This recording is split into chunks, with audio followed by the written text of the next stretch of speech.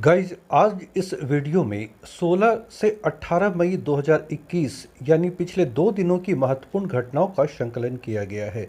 अगर ये चैनल आपको पसंद आए तो इसे लाइक करें, शेयर करें और अगर आप नए हैं तो इसे सब्सक्राइब करना ना भूलें। चलिए तो आज का करंट अफेयर्स से संबंधित ये वीडियो शुरू करते हैं। दोस्तों आज का पहला प्रश्न है, भारतीय महिला क्रिकेट टीम के नए हेड कोच बनाए गए हैं। 4 विकल्प हैं, WV रमन, रमेश पोवाड़, राहुल द्रविड़, संजय बांगर। इसका सही जवाब है ऑप्शन बी, रमेश पोवाड़। दोस्तों टीम इंडिया के पूर्व स्पिनर रमेश पोवाड़ को हाल ही में भारतीय महिला क्रिकेट टीम का मुख्य कोच नियुक्त किया गया है।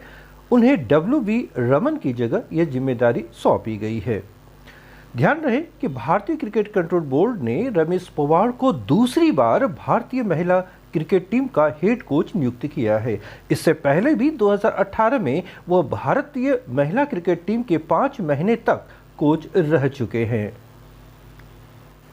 उल्लेखनीय है कि रमेश पोवाड़ 2004 से लेकर 2007 तक भारतीय पुरुष क्रिकेट टीम के सदस्य भी रह चुके हैं।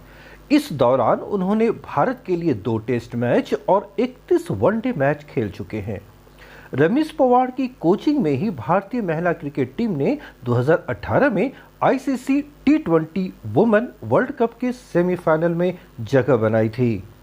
इरेडा अर्थात Indian renewable energy development agency limited को निम्नलिखित में से किस पुरस्कार से सम्मानित किया गया है? ऑप्शन ए, इंदिरा प्रियदर्शनी पुरस्कार, बी, पर्यावरण मित्र पुरस्कार, सी, हरित ऊर्जा पुरस्कार और डी, इनमें से कोई नहीं। इसका सही उत्तर है ऑप्शन सी, हरित ऊर्जा पुरस्कार। दोस्तों इंडियन चैम्बर ऑफ कॉमर्स अर्थात ICC ने Indian renewable energy development agency limited अर्थात इरेडा को हरित ऊर्जा पुरस्कार से सम्मानित किया है। इस एजेंसी को अक्षय ऊर्जा अर्थात रिन्यूएबल एनर्जी के लिए वित्त पोषण संस्थान के तौर पर एक अग्रणी सार्वजनिक संस्थान होने के कारण सम्मानित किया गया है। इरेडा के अध्यक्ष और प्रबंध निदेशक प्रदीप कुमार दास ने यह पुरस्कार अंतर्राष्ट्रीय सौर संगठन के महानिदेशक डॉक्टर अजय माथुर से प्राप्त किया।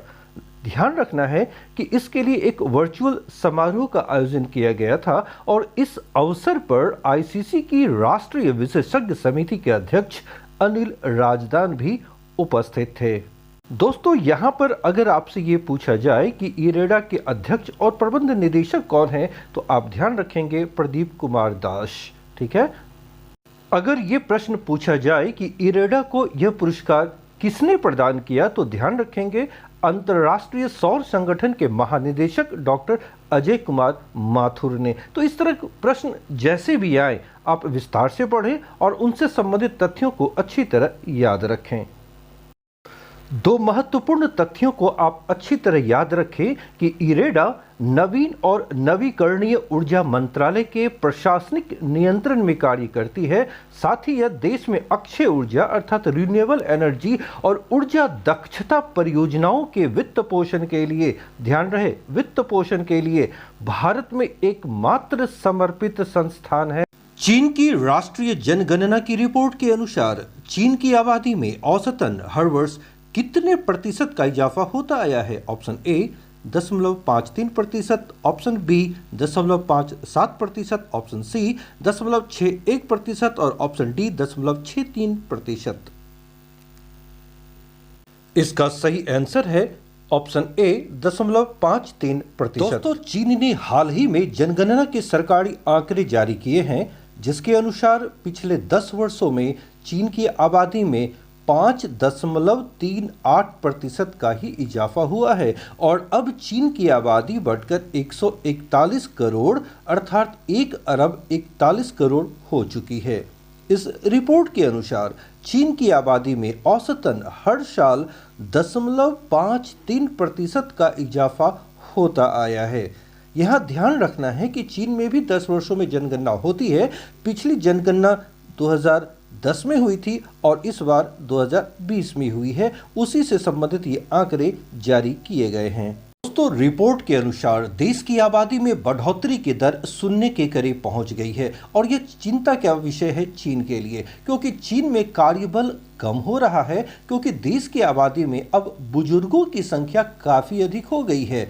ध्यान रहे कि चीन में 1980 से ही जन्म संबंधी सीमाएं लागू की गई हैं, लेकिन अब चीन की सरकार को इस बात की चिंता है कि देश में कार्यकारी आयु वर्ग के लोगों की संख्या तेजी से घट रही है और इसके कारण समृद्ध अर्थव्यवस्था बनाने में बाधाएं आ रही हैं। क्वेश्चन, मिस यूनिवर्स 2020 का खिताब जीतने वाली एंड्रिया मेजा निम्नलिखित में से किस देश की निवासी हैं? Option A Venezuela, option B France, option C Argentina और ऑप्शन डी मैक्सिको। दोस्तों, इसका आंसर है ऑप्शन डी मैक्सिको। दोस्तों, फ्लोरिडा यूएसए में संपन्न हुए 69वें मिस यूनिवर्स 2020 का खिताब मैक्सिको की एंड्रिया मेजा ने अपने नाम किया है। उन्होंने विश्व भर की 73 प्रतिभागियों को हराते हुए यह खिताब अपने नाम किया। यहाँ ध्यान रखना है कि मेजा मैक्सिको की ऐसी तीसरी सुंदरी है जो मैक्सिको के लिए मिस यूनिवर्स का खिताब जीती है। दोस्तों, मेजा को यह खिताब पूर्व मिस यूनिवर्स अर्थात 2019 की दक्षिण अफ्रीका की जोजीबिनी तुंजी ने प्रदान किया। 2019 में मिस यूनिवर्स का खिताब जीतने वाली दक्षिण अफ्रीका की जोजीबिनी पहली अश्वेत महिला है, इसे आपको याद रखना है। कोविड-19 के कारण इस बार प्रतियोगिता में विलंब हुई। इस कारण दक्षिण अफ्रीका की जोजीबिनी मिस यूनिवर्स प्रतियोगिता के इतिहास में सबसे लंबे समय तक राज करने वाली मिस यूनिवर्स बन गई है। इस फैक्ट को आप याद रखेंगे कि सबसे लंबे समय तक मिस यूनिवर्स का खिताब किसके पास रहा, तो वो होंगी दक्षिण अफ्रीका की जोजीबिनी, ठीक है ना। भारत की एडलाइन कैस्टेलिनो ने इस प्रतियोगिता में चौथा स्थान प्राप्त किया। वह मैंगलुरु कर्नाटक की रहने वाली हैं। ये तथ्य भी आप ध्यान रखेंगे। दोस्तों, अब तक भारत की केवल 2 सुंदरियों ने ही मिस यूनिवर्स का खिताब जीता है। इनमें पहली है सुष्मिता सेन जिन्होंने 1994 में, और दूसरी है लाड़ा दत्ता जिन्होंने वर्ष 2000 में मिस यूनिवर्स का खिताब जीता था। दोस्तों, अगला प्रश्न है, विश्व दूरसंचार और सूचना सोसाइटी दिवस का आयोजन किस दिन किया जाता है? ऑप्शन ए 15 मई, ऑप्शन बी 16 मई, ऑप्शन सी 17 मई और ऑप्शन डी 18 मई।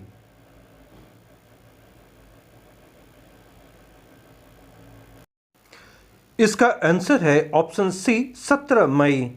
विश्व दूरसंचार और सूचना सोसाइटी दिवस का आयोजन 17 मई को प्रत्येक वर्ष किया जाता है। इसका उद्देश्य है सूचना और संचार प्रौद्योगिकी के फायदों के प्रति लोगों में जागरूकता पैदा करना। यह दिन अंतर्राष्ट्रीय दूरसंचार संघ अर्थात ITU की स्थापना और 1865 ईस्वी में, ध्यान रहे 1865 ईस्वी में पहले अंतर्राष्ट्रीय टेलीग्राफ समझौते पर हस्ताक्षर होने की स्मृति में मनाया जाता है।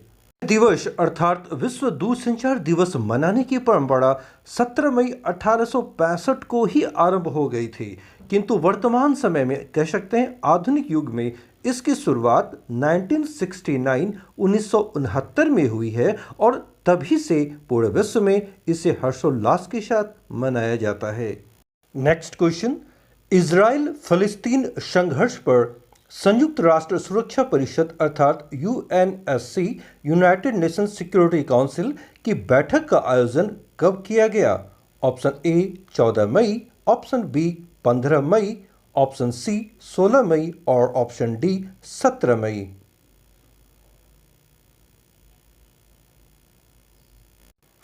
इसका सही आंसर है ऑप्शन सी 16 मई। दोस्तों, संयुक्त राष्ट्र सुरक्षा परिषद ने 16 मई 2021 को इजराइल फिलिस्तीन की स्थिति पर एक बैठक का आयोजन किया, जिसकी अध्यक्षता की थी चीनी स्टेट काउंसलर और वहां के विदेश मंत्री वांग यी ने। यह इजराइल और फलस्तीनी संघर्ष पर संयुक्त राष्ट्र सुरक्षा परिषद की पहली सार्वजनिक बैठक थी।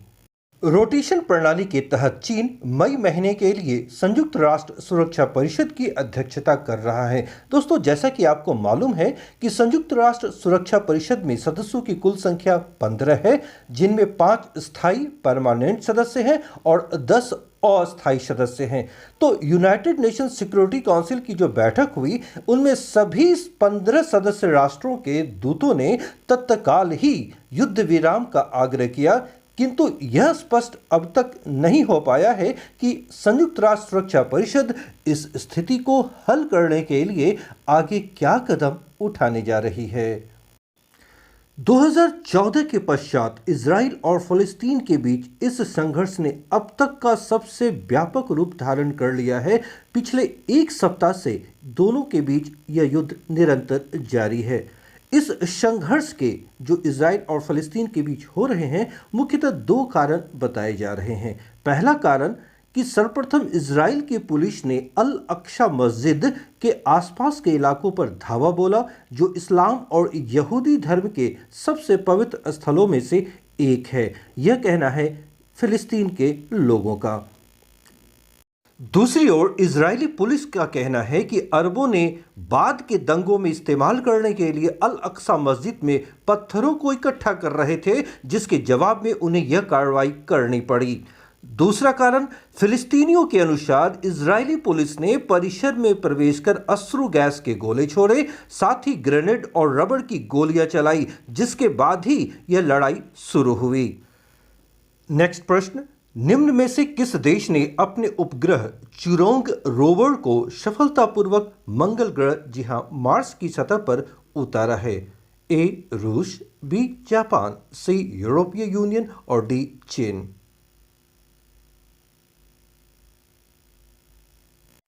आंसर है डी चीन।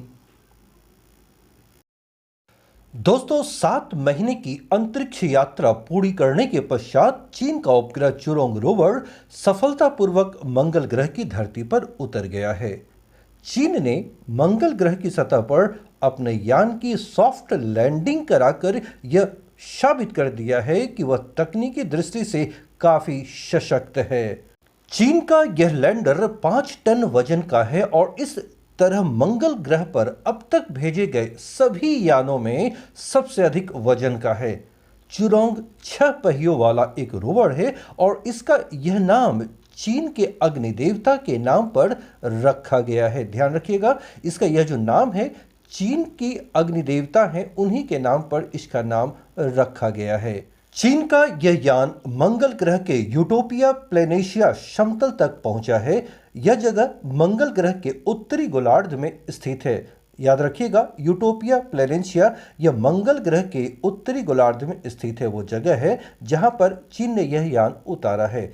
यह लैंडर मंगल ग्रह की सतह और उसकी अंदरूनी भाग पर शोध करेगा। इसके अलावा वहां पानी की मौजूदगी और वहां की बड़ी बड़ी चट्टानों में मौजूद खनिजों का भी पता लगाएगा। चीन मंगल ग्रह पर किसी यान की सॉफ्ट लैंडिंग में सफलता प्राप्त करने वाला दुनिया का तीसरा देश बन गया है। जी हां, इससे पूर्व सिर्फ पूर्व सोवियत संघ, जो कभी USSR union of Soviet socialist Republic हुआ करते थे, यानी 1991 से पहले सोवियत संघ, और संयुक्त राज्य America, United states of America, ये 2 देश ही हैं जिन्होंने मंगल ग्रह पर अपने यानों की सॉफ्ट लैंडिंग करा चुके हैं। और इस तरह चीन ऐसा तीसरा देश बना है जिन्होंने अपने यान को सॉफ्ट लैंडिंग मंगल ग्रह पर कराया है। नेक्स्ट क्वेश्चन, अंतर्राष्ट्रीय प्रकाश दिवस इंटरनेशनल डे ऑफ लाइट निम्न में से किस दिन मनाया जाता है? ऑप्शन ए 20 जनवरी, ऑप्शन बी 18 मार्च, ऑप्शन सी 26 अप्रैल और ऑप्शन डी 16 मई।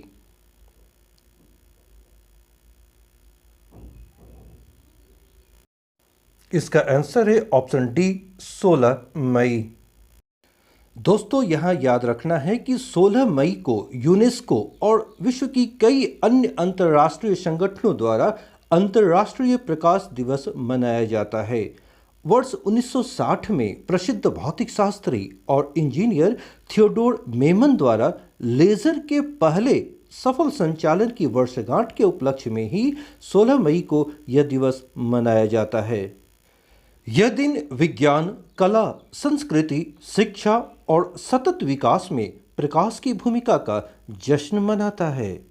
नेक्स्ट, कोरोना वायरस के खिलाफ निर्णायक भूमिका निभाने हेतु किस संगठन की ओर से anti Covid medicine 2DZ launch की गई है? Option A DRDO, option B ISRO, option C Bharat Biotech और option D ICMR।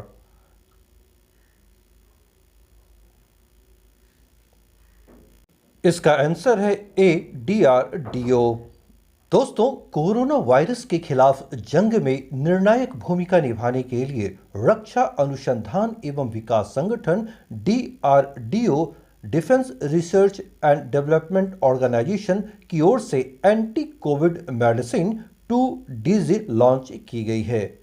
2-डीऑक्सी D glucose ये दवा का पूरा नाम है। दवा को institute of nuclear medicine and allied sciences द्वारा हैदराबाद की डॉक्टर रेड्डी लैब के साथ मिलकर तैयार किया गया है। तो यहाँ पर यह तथ्य आप ध्यान में रखेंगे कि 2DZ कोरोना वायरस के खिलाफ जंग के लिए एक कारगर दवा के रूप में DRDO द्वारा विकसित की गई है। इस दवा का जो फुल फॉर्म है 2-डीऑक्सी डी ग्लूकोज और इसे बनाया किसने है? Institute of nuclear medicine and allied sciences और हैदराबाद की डॉक्टर रेड्डी लैब, इन दोनों ने मिलकर इसे तैयार किया है। दोस्तों, क्लिनिकल ट्रायल में पास होने के बाद ही drugs controller general of India अर्थात DCGI ने इस दवा को इमरजेंसी इस्तेमाल की मंजूरी प्रदान कर दी है। तो दोस्तों, आज का ये जो करंट अफेयर्स से संबंधित पूरा वीडियो है, आप इसे ध्यान से देखें, तथ्यों को